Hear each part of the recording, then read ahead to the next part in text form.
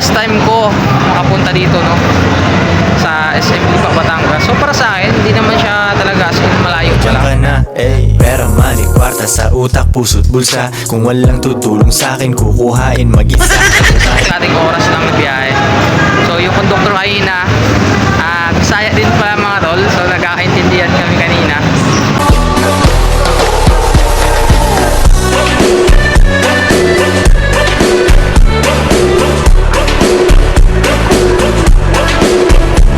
So yun mga tol, time check natin ngayon 9:02. So samahan nyo ko kung ilang oras pa talaga mula sa Project 4 hanggang Lipa, Batangas. So dito tayo sa Katipunan, sakay tayo ng bus ng Dilaw pa market and doon na tayo sasakay ng Alps na bus papuntang Lipa. So samahan nyo ko kung ilang oras pa talaga ang biyahe papuntang Quezon City to Lipa, Batangas. So tara, samahan nyo ako sa biyahe.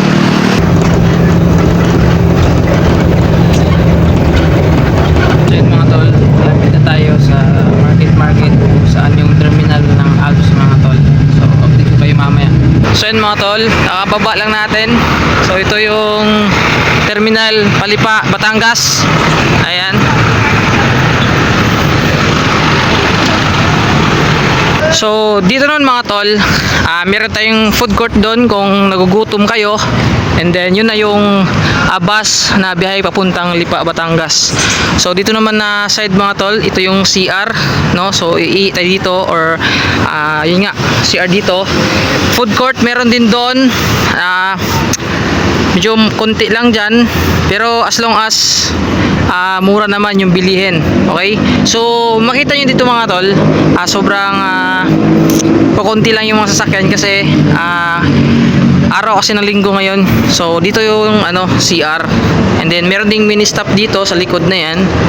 Okay, so yun lang, maraming kainan dito mga tol kung nagugutom kayo. And then doon may Andox nga doon, may diyan yung food court diyan, yan yung mini stop. Okay, so ito yung bus.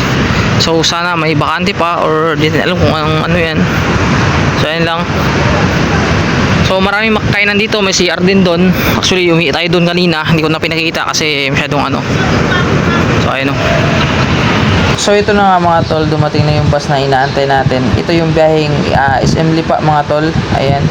So tinanong natin kung ilang oras ang biyahe. Ang sabi, isa't kalating oras kasi araw naman ng linggo, walang traffic.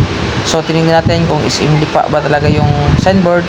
And then pumasok tayo sa loob, baka busan na tayo ng upuan. Ayan, okay. So dito yung mga tol, and then ayun o, may speedometer o makikita pala natin sa harap. And then ang ticket pa ito mga tol, 188.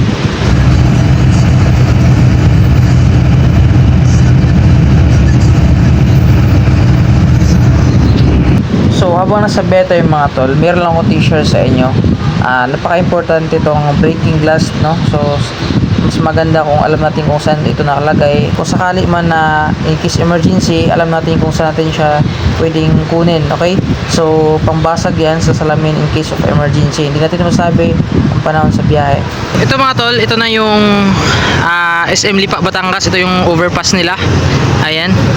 So ayan, SM Lipa, Batangas. Okay, so mamaya sakay tayo ng bus doon sa likod, no? Pinakita ko lang sa inyo dito para talaga may prueba na dito ako sa SM Lipa. Okay, so ang biyahe dito Quezon City to SM Lipa, Batangas, 1 hour and 50 minutes mga tol ang biyahe dito. So babalik na tayo ng Quezon City mga tol. Okay, so yun mga tol, okay na yung deed of sale ng first owner mga tol, at madali naman kausap si sir, no, sa sobrang humble and mabait talaga. And then sa katunayan, treat niya yung merienda namin, no, kung saan kami nag-meet dito sa Dakasi. So sobrang sarap pala na ito. So thank you talaga sir, no, kay Sir John Raven. So ayan, so pupunta tayo ngayon sa terminal ng bus. So sasakyan natin mga tol ay sa Alps, no? Alps. Signboard is Cubao para dadaan ng Katipunan. Okay? So tara, samahan nyo mga tol, and then pakita ko sa inyo kung ano itsura ng terminal ng bus, kung ano sasakyan natin ng bus. Okay? So tara, samahan nyo ako mga tol. SM Lipa. Ayan. So yun mga tol, hindi tayo makakain sa loob kasi sobrang dami talaga ng tao sa loob, lalo sa mga Inasal tsaka sa Jollibee. And then kapag tanto ko City, no? Dito tayo magpunta sa SM Lipa, Batangas. So yun mga tol. Tsaka salamat sa ano na treat siya ng ano, hindi ko alam kung ano to. Siya nag-treat niya ito. So yun lang, so kain tayo mga tol. Master Siomai, no? Masarap talaga to eh. Wala kanin. Ito kasi pork to eh. So mas masarap pala yung ano, beef pala. Ano mga tol? Happy po kayo mga tol pag nasa tayo ng bus. Okay? So ito yung terminal mga tol ng mga bus dito. I know yung Alps. So yan yung sasakyan natin mga tol. And then meron dito pasalubong mga tol kung gusto nyong bumili, kung nais yung bumili. Ayan. Ito pinagong mga tol oh. Sarap to. Ma'am, magkano ito nyo ma'am? 70. 70 mga tol oh. Sarap to mga tol. Ayan. Sa gustong bumili ng pasalubong ayan mga tol. And then dito na yung mga parang UV Express ba? No? Ayan. So nasa unahan mga tol yung bus. Ayan o. Batangas.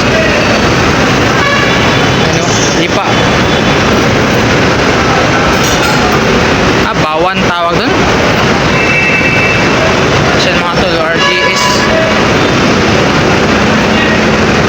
Ayan mga tol o. Yung sasakyan natin mga tol. Ayan o.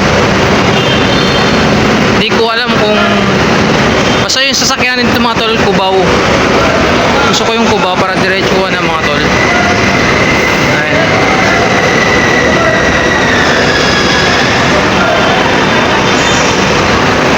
Ayan, simple pa. Ito, karating lang na ito. Parang yan yung sinakyan natin kanina eh. Ortigas, Amiga Mall. Wala pa na dito. Amiga Mall yan eh. Wala pa Cubao dito. Cubao yung gusto ko mga tol para diretso na ako sa ano, ayun o, LRT. Ayan, maraming bus to mga tol, hindi ka mawawala. Kung biyaheng Quezon City lang, sobrang dami mga tol oh. Ayan mga tol. So yun mga tol, biyaheng Cubao. Dito tayo ngayon sasakay mga tol. Para lang siya nakatipunan na yun o. Cubao. Ayan.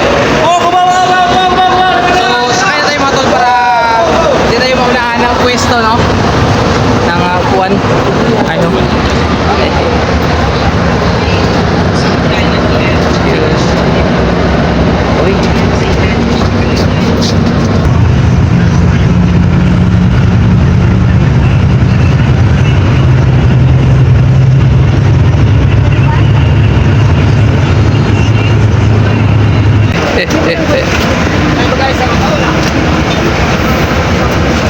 dala ko mas pagkong sarili tapos lumag kuya magkano na ano so yun mga tol ano yung sinakyan natin mga tol yan yung Libre Hospital ayan tayo akit tayo dito ayan yung bus natin so yun lang mga tol kung dito kayo gusto bumaba sa C5 along C5 no so asakyan yung mga tol is Cubao no so di ko alam sa Aurora ata yun sila yung terminal nila mga tol so dito lang kasi ako sa Project 4 mga tol kaya sinakyan natin galing Lipa Batangas Cubao meron namang Mega Mall or meron namang LRT doon so sana nakatulong mga tol time check natin